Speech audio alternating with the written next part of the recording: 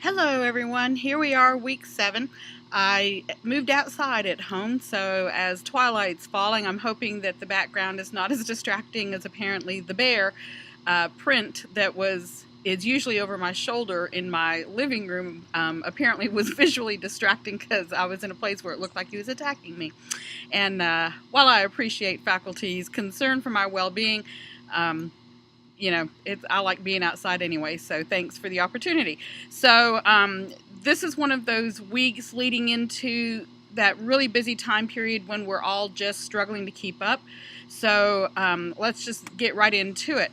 So your PLC Focus this week, as you're meeting with your teams, you should have already talked about your theory of action, which is your assumptions. Why do you think your SMART goal will actually make some issue better? Or what initiative is it that you're studying? And so this week you're going to be talking in your groups about identifying the problem of practice that your SMART goal that you've already created addresses, and what might data collection look like around that, and then what might instructional rounds look like if you're visiting each other's classrooms about it.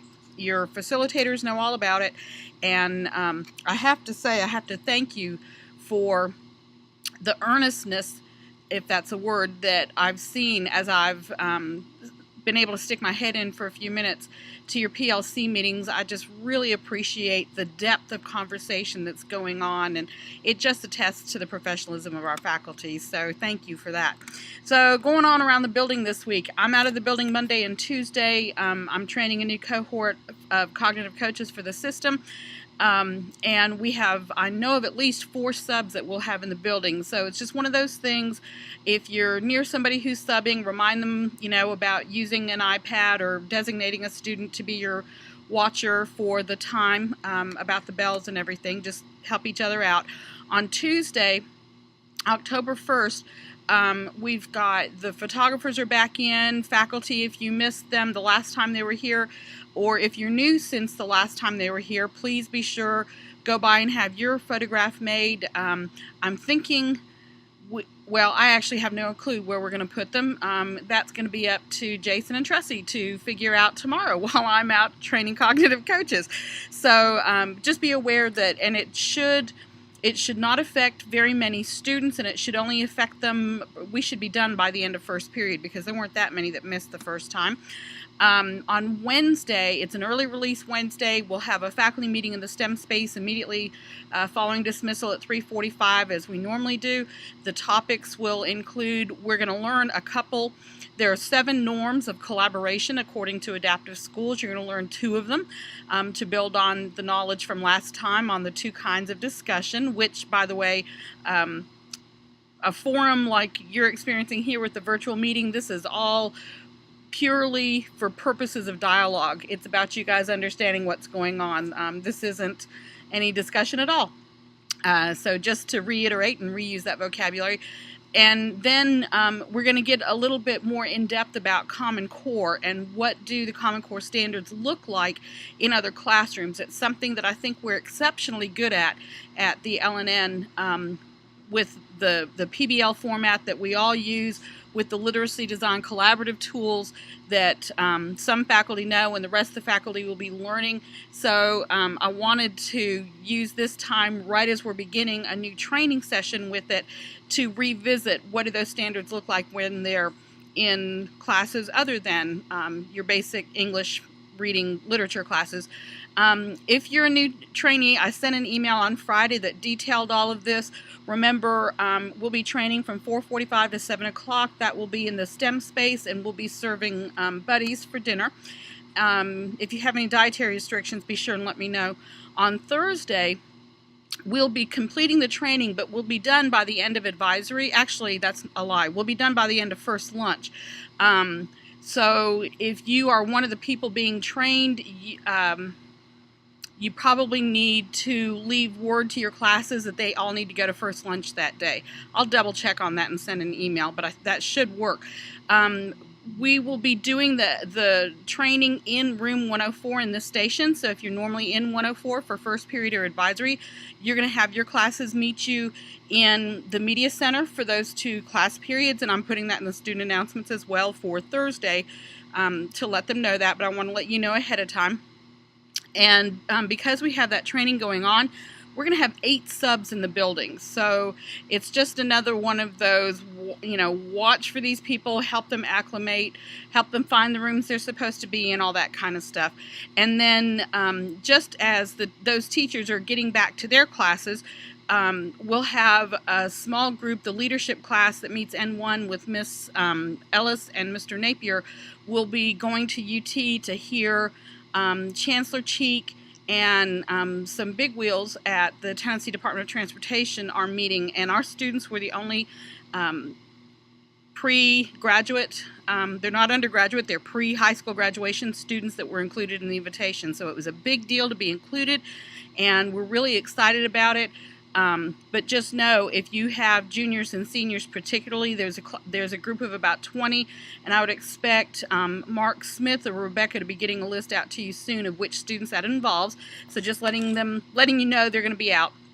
And then as we look ahead, because I know you guys are planners, just a reminder, you'll be getting information by email this week. We're holding a STEM unconference at the L&N the morning of October 12th. It's a Saturday. We're going from 9 till noon. This is a true unconference. You don't sign up for sessions ahead of time. You come, and it's kind of like a swap session about STEM and technology themes. And there's more information that will be included in the registration materials. And it's district-wide as well as regional-wide. We're spreading it across the hub. And the idea is simply to get together and have that opportunity to exchange ideas of things that are working with other people out there. So if you're in need, I can get you system-wide unscheduled in-service credit for those 3 hours. I hope you'll come by and support us in that. On, I believe it's a Tuesday, October 14th, Jostens is going to be here. If you have sophomores first period, they're going to be out with the Jostens rep from 9:45 until 10:15. We probably won't even let them come to first period at 9:30. We'll just keep them there in the commons area to hear the presentation from Jostens, and then we'll have seniors report to the commons from 10:20 to 11 to hear about graduation supplies, etc. Then on a reminder, the 9-week grading period ends October 16th. It's right around the corner, and I know there are issues with school fusion and the grading and everything, and please keep it as up to date as you can. There are things we can't control, and that's okay, that's fine, but let's stay on top of those things that we can control. The PSAT will be administered during school on Wednesday, October 16th. That's the day before fall break. It will impact most classes because I believe we had over 100 students register for it, and Sarah will be getting us more information about that and which students that affects and who you can expect to be in class, etc. And then just heads up, SGA is sponsoring Spirit Week, October 20th through the 26th. There will be activities mainly sponsored through advisory classes that week.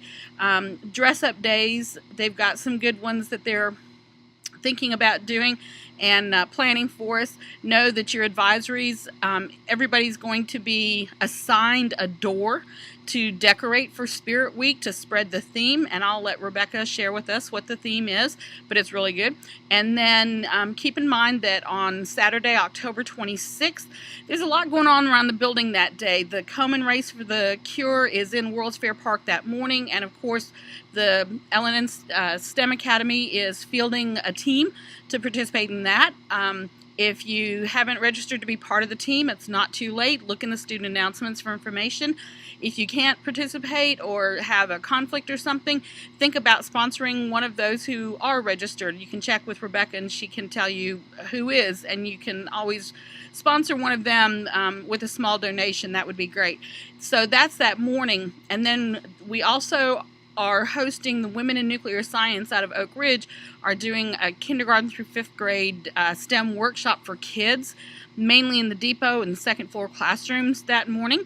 And then that night, October 26th, will be our fall dance. So lots and lots going on. It's one of those perfect storm weekends where everything fell then. So let's talk about some things for our sanity and our survival through this, remembering that we're all in this together and having opportunities as a faculty to come together. And in October, we want to go to Oaks Corn Maze after school. The nights of the week that they're open are limiting us to 2 dates really work. October the 11th, which is a Friday night. We want to go out. We'll do the corn maze and at night, and we'll pay for the faculty member, the school will, and you pay for anybody that wants to come with you, but we'll be sending out a survey to see which date works best and also which activities you want to do while you're there. And then if we can get a group larger than 20, which I suspect we will, we can negotiate for an even better price than their group rate that's posted on their website. So we'll be letting you know more about that before this Friday. But just when you get the survey, that's what it's about. And so we're looking at either the evening of October the 11th or the 25th. They're both Fridays. The 25th will be right there at the end of Spirit Week. It's the last Friday before Halloween, so the maze will probably be very busy. And it's also the night before our fall dance, which faculty is, of course, not required to attend the fall dance, but you're always encouraged to come and see our kids. And when attending functions like that, you're always welcome to bring spouse, significant other, friends, and your own children, if you want to come by and stop in and see our students dressed up and in a social gathering. And while I'm thinking about the maze, they have some really neat, if you just Google Oaks Corn Maze in Corryton, there's some neat, there's the maze itself, there's a pumpkin patch where you can go pick out a pumpkin with your kids. They do a hayride through a lit field where the lights are synchronized to music. That's new this year. I hope we get to do that. So looking forward to just a good time hanging out with everybody. And for those, we're probably thinking for those interested or able, we might even arrange for a designated spot for a nightcap away from the corn maze for anybody that's interested. More information to come. In November, just heads up, we'll be doing a faculty bounty board, which you'll hear more about later, and we'll be arranging some snacks to feed ourselves outside of the wholesome harvest pumpkins and apples and all those things. We just like to bring in some junk food because we're all hitting that period there, getting down to the wire to the end of the semester where we need sugar, chocolate, and salt to survive and make it through to Christmas break. And we've scheduled that for November 25th. And then in December, so that's during the day at school. And then in December, we'll have the faculty and staff Christmas dinner. Our date is set for December the 11th, which I'm sorry is a Wednesday night. I know that conflicts with some people. I thought we started way early enough this year because we started in September looking for the dates, and doggone if everybody else didn't think the same thing. So we just got down to very few openings, and the 11th seemed to have the most people available to participate. So please go ahead and put that on your calendar, and you'll be getting more information about it later. And we're trying to make sure that you know about them coming up and no costs associated, so you can set it aside. I know those months are a strain on families anyway, so we're trying to figure out a way for you to pay earlier before you start your Christmas shopping, so it doesn't become a burden right there at the end while you're trying to get everything ready. So that's it. That's enough, right? And I hope everybody has a great week. And I'm sorry this week's announcements are so long. There's just so much going on. And I want to publicly acknowledge and thank Tim Childers and Stephanie Ogden for their work. And then Tim was the one who spearheaded our resubmission to continue our designation as a school of distinction for Apple.